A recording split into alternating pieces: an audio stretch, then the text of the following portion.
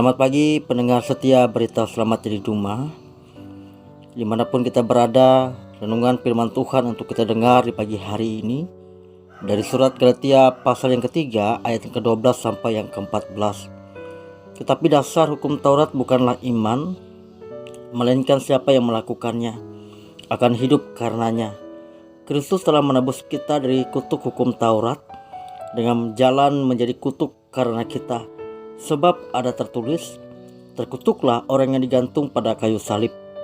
Yesus Kristus telah membuat ini supaya di dalam Dia berkat Abraham sampai kepada bangsa-bangsa lain, sehingga oleh iman kita menerima roh yang telah dijanjikan itu.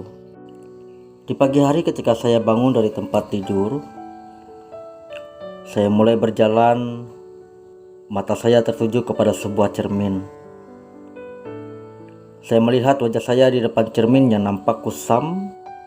Lalu saya pun bergegas mulai membersihkan wajah saya di pagi hari. Cermin berperan sebagai petunjuk sehingga saya pun tahu keadaan wajah saya dan mulai membersihkannya.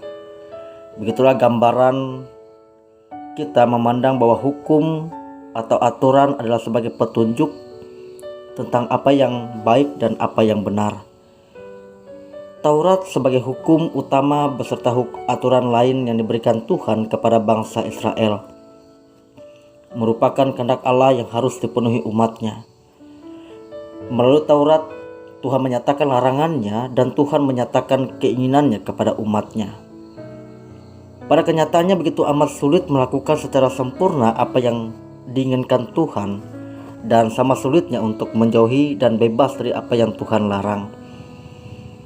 Ibarat nilai dari 1 hingga 10, Tuhan mau dan tetapkan nilai 10 sebagai syarat mutlak bagi kita, umatnya.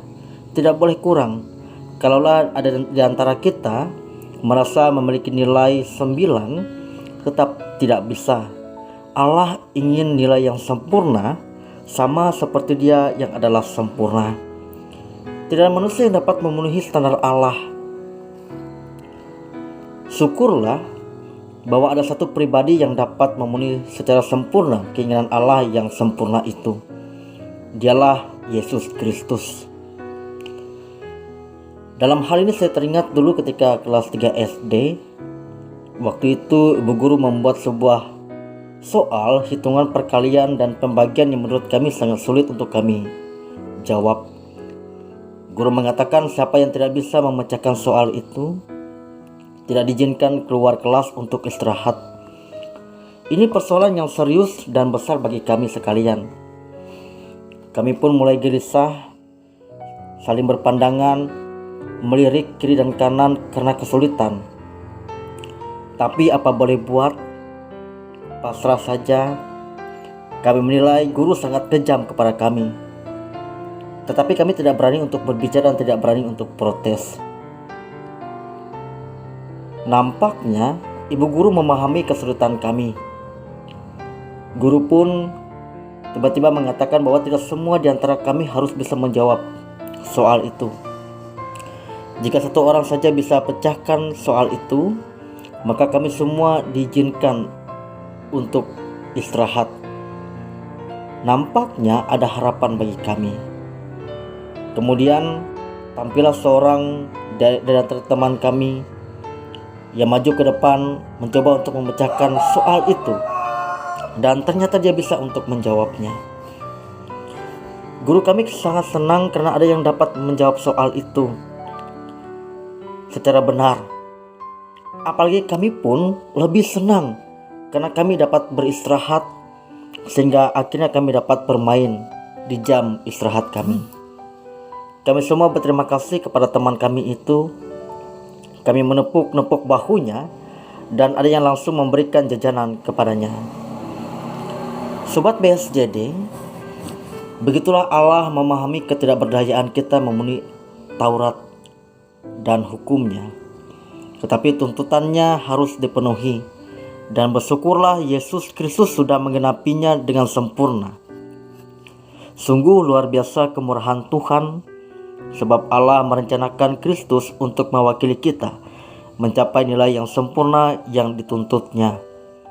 Siapa yang percaya dan siapa yang menerima Yesus akan diselamatkan. Siapa saja yang beriman kepada Yesus, maka dia menjadi satu kelas bersama Yesus dalam hidup dalam kebenaran. Sobat BSJD, bagaimanakah kita melihat kebaikan dan pertolongan Allah di hari ini? Apa yang rela kita berikan dan lakukan di hari ini kepada Yesus Kristus karena telah menggantikan dirinya bagi kita? Apakah kebaikan yang dapat kita lakukan di hari ini bagi sesama kita? Selamat beraktivitas, selamat bekerja, selamat belajar, selamat melayani. Kita percaya di pagi hari Tuhan menyertai langkah kehidupan kita. Amin. Kita berdoa, Tuhan mampukanlah agar kami tetap terus hidup mengucap syukur atas kasih pengorbanan-Mu. Dan mampukanlah kami agar kami dapat melakukan kebaikan sepanjang hari ini. Amin.